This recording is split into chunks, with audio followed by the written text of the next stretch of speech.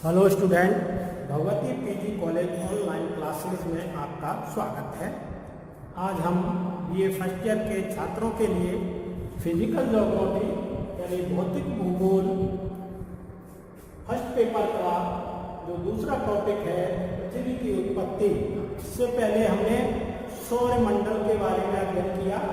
अब हम सौरमंडल का ही एक सदस्य जो पृथ्वी है उसकी उत्पत्ति के बारे में अध्ययन करेंगे।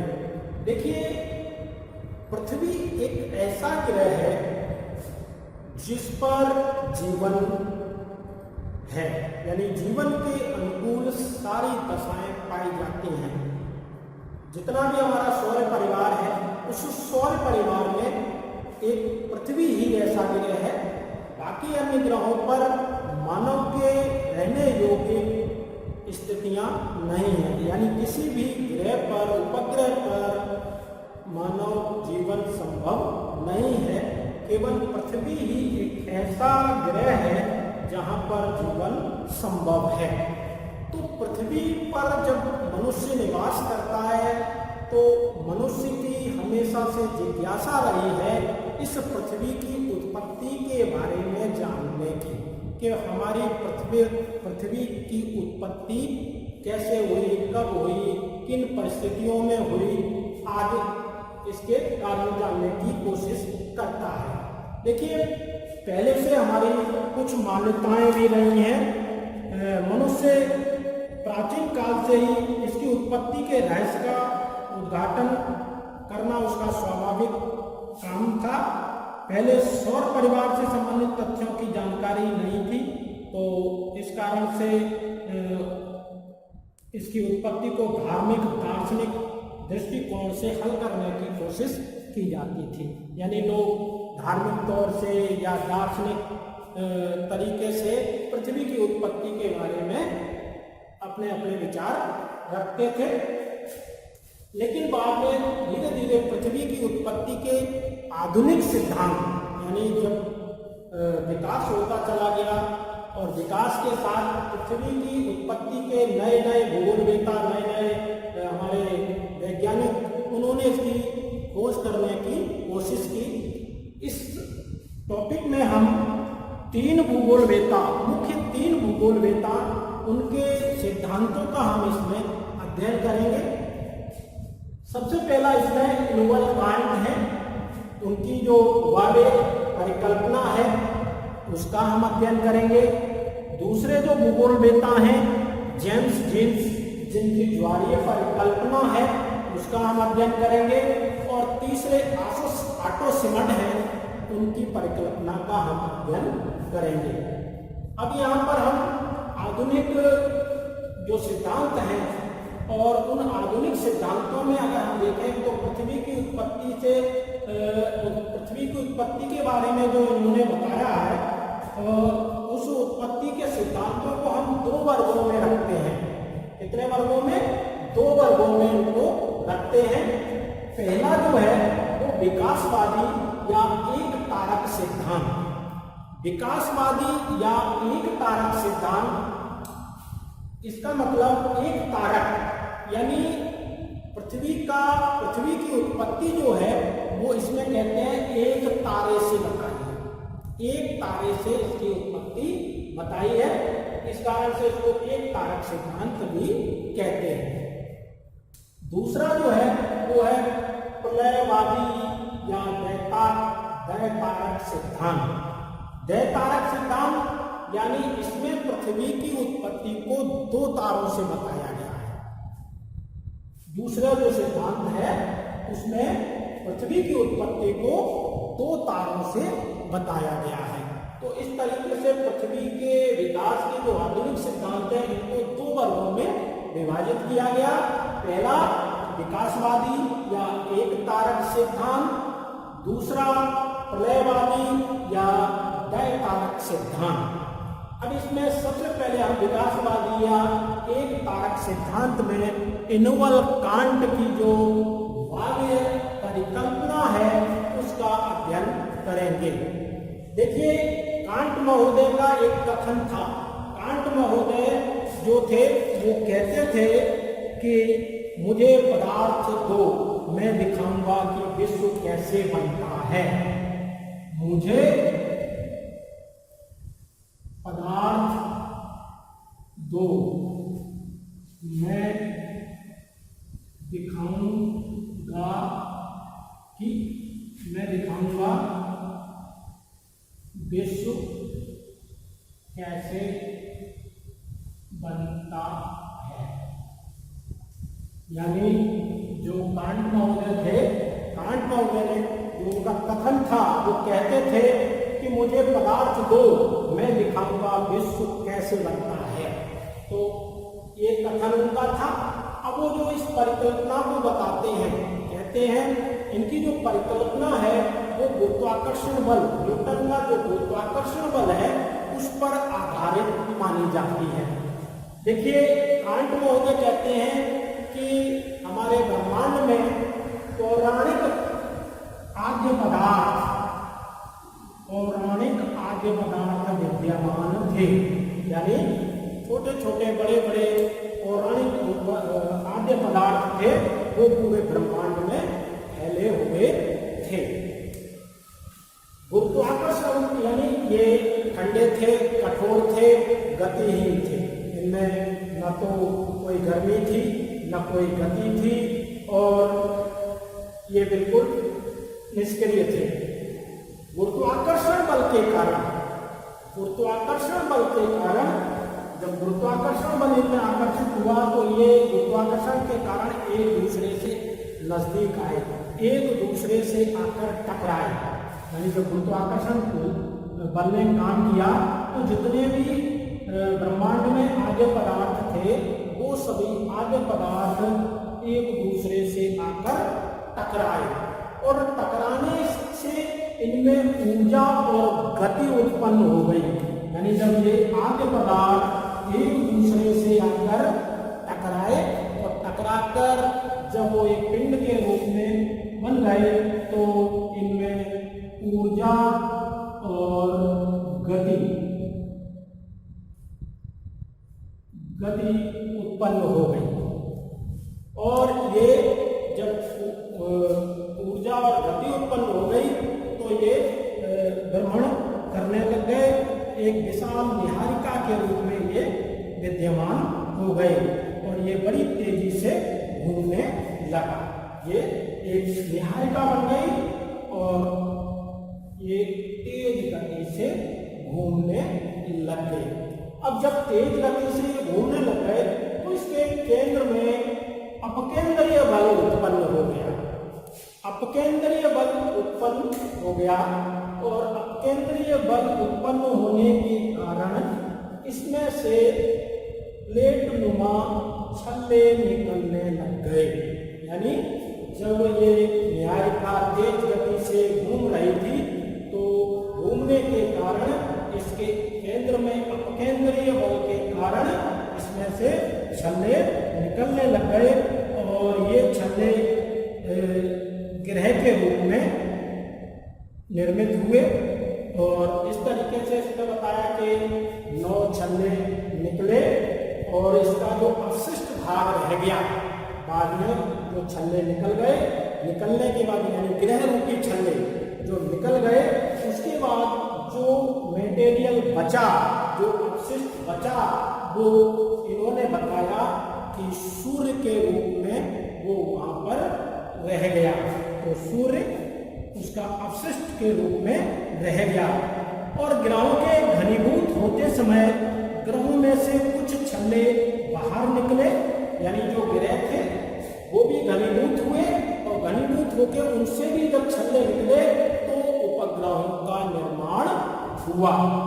तो इस तरीके से कांट महोदय ने बताया एक सिंपल तरीके से कि हमारे ब्रह्मांड के अंदर, ब्रह्मांड में छोटे छोटे बड़े बड़े आद्य पदार्थ मौजूद थे और गुरुत्वाकर्षण बल के कारण वे एक दूसरे से आकर टकराए और टकराने के कारण उनमें गति और ऊर्जा उत्पन्न हो गई।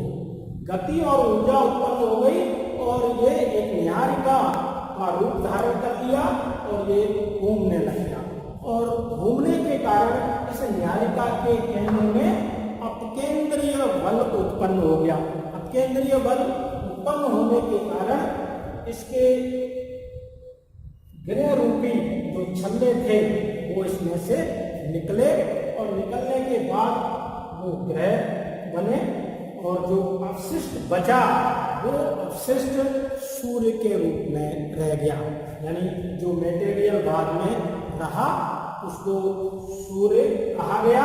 बाद में जो ग्रह थे ग्रह भी घनीभूत होकर उनसे उपग्रहों का निर्माण हुआ। तो इस तरीके से कांट महोदय ने अपनी परिकल्पना दी, लेकिन इसकी आलोचना भी की गई।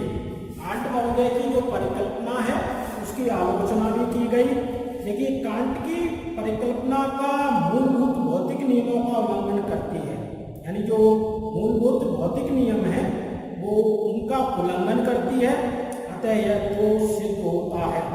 और ये जो आपत्ति है, पहली कि कांट ने आद्य पदार्थों के स्रोत की व्याख्या नहीं की। यानी सबसे बड़ी चीज ये है कि इन्होंने जो ब्रह्मांड के अंदर आद्य पदार्थ मौजूद थे उन आद्य पदार्थों की उपस्थिति के बारे में कोई भी व्याख्या नहीं की। और साथ ही दूसरा जो इनमें के जो ऊर्जा के स्रोत उनकी कोई व्याख्या नहीं की कि आद्य पदार्थों के कणों में गति जो उत्पन्न हुई वो पहले ठंडे थे, गतिहीन थे, तो उनके अंदर कैसे ये ऊर्जा और गति उत्पन्न हो गई। और इस तरीके से इन्होंने कई जो चीजें थी उनके बारे में नहीं बताया। तो इस तरीके से ये कांट की बाह्य परिकल्पना है। दूसरा जो भूगोलवेत्ता है हमारे, जिन्होंने पृथ्वी की उत्पत्ति से संबंधित अपना सिद्धांत दिया, और वो सिद्धांत जो है वो जेम्स जीन्स का। दूसरा जो सिद्धांत हम इसमें पढ़ेंगे वो जेम्स की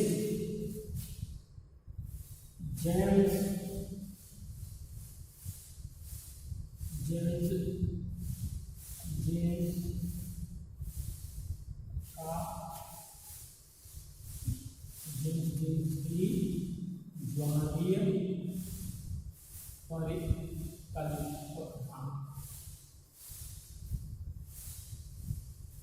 यानी दूसरी जो जेम्स जीन्स की ज्वारीय परिकल्पना अध्ययन करेंगे। देखिए, दूसरे जो भूगोलवेत्ता थे, देखिए पहला जो कांट महोदय का जो सिद्धांत था वो एक तारक सिद्धांत के अनुसरण करता था। दूसरा जो जेम्स जीन्स की ज्वारीय परिकल्पना है ये द्वै तारक सिद्धांत पर आधारित है। यानी इन्होंने जेम्स जीन्स ने दो जो पृथ्वी की उत्पत्ति को दो तारों से बताया। 1919 में इन्होंने ज्वारीय परिकल्पना प्रस्तुत की, और जेफ्रे जो दूसरे विद्वान हुए उन्होंने 1926 में इसको सहमति प्रदान की और कुछ संशोधन भी किए। जेम्स जीन्स की ज्वारीय परिकल्पना जो है इसमें ये बताते हैं कि ब्रह्मांड में सूर्य स्थित था और सूर्य से भी बड़ा एक तारा, यानी सूर्य से भी बड़ा एक तारा, सूर्य से भी बड़ा एक तारा अपने पथ से गमन कर रहा था। यानी जेम्स जीन्स ने जो ज्वारीय परिकल्पना दी उसका सबसे पहला जो उन्होंने बताया कि सूर्य से भी बड़ा एक तारा जो अपने पथ से गमन कर रहा था। देखिए, जिस प्रकार उन्होंने बताया कि जिस प्रकार से पृथ्वी का जो जल है चंद्रमा के गुरुत्वाकर्षण बल के कारण ऊपर उठता है जिसमें ज्वार आता है, तो उस वही चीज इन्होंने इसमें बताई कि सूर्य से बड़ा एक तारा अपने पथ से गमन कर रहा था। तो इस तारे का गुरुत्वाकर्षण बल सूर्य से ज्यादा था और ज्यादा होने के कारण इसका गुरुत्वाकर्षण बल अधिक प्रभावी हुआ और जिसके कारण सूर्य का कुछ मटेरियल निकल के इसकी तरफ आकर्षित हुआ और ये सिगार रूपी इस तरीके से सिगार रूपी आकृति के रूप में ये सूर्य से निकलकर अलग हुआ और तारे की ओर आकर्षित हुआ। लेकिन हुआ क्या कि जब ये पदार्थ सूर्य से निकला और तारे की ओर आकर्षित हुआ, तारे से मिलने के लिए जाने लगा, तो ये तारा आगे निकल गया। ये तारा जब आगे निकल गया तो ये जो पदार्थ जो इससे निकला हुआ सिगार रूपी जो पदार्थ था वो ना तो तारे में मिल सका और ना सूर्य में मिल सका और वो यहीं पर सूर्य के गुरुत्वाकर्षण बल के कारण इसका चक्कर लगाने लग गया। इसका चक्कर लगाने लग गया। देखिए, और इसी शिकार से ही इसके खंडित हो गया, टूट गया 9 ग्रहों में। यानी इसके कह सकते हैं कि जिस आकृति के आधार पर कि पहले छोटे ग्रह, फिर बड़े ग्रह, फिर छोटे ग्रह, यानी बुध, शुक्र, पृथ्वी, मंगल, ये छोटे ग्रह हैं। ये इधर इसकी चौड़ाई कम है और यहाँ ये चौड़ाई ज़्यादा हो जाती है, तो ये बड़े ग्रह के रूप में जैसे बृहस्पति है, शनि है, ये इनका निर्माण होता है। और आगे जाकर जब ये सिकुड़ जाता है तो फिर वही इसमें अरुण वरुण छोटे ग्रहों की उत्पत्ति होती है।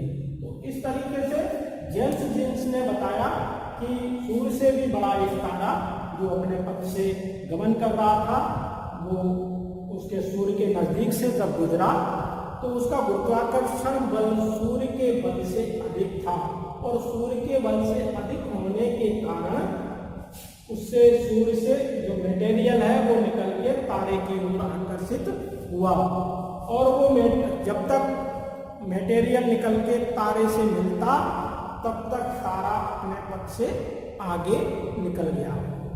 तो वो मटेरियल ना तो तारे में जाकर मिल सका और ना सूर्य में जाकर मिल सका और वो पदार्थ क्योंकि सूर्य के गुरुत्वाकर्षण बल के कारण उसके खुद में भी गुरुत्वाकर्षण बल था। वो मटेरियल निकला सूर्य से, उसके अंदर भी गुरुत्वाकर्षण बल था। तो इस कारण से ये सूर्य के अंदर दोबारा नहीं जाकर मिल सका और वह सूर्य की परिक्रमा लगाने लग गया, सूर्य के चारों तरफ घूमने लग गया और घूमने से इसके खंडित होने से ही ग्रहों का निर्माण हुआ।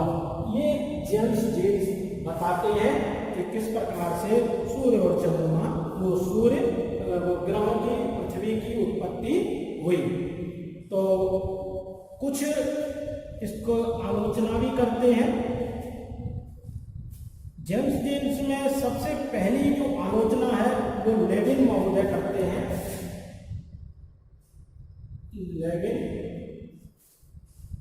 लेविन कहते हैं कि अंतरिक्ष में तारों की परस्पर जो दूरियां बहुत अधिक है।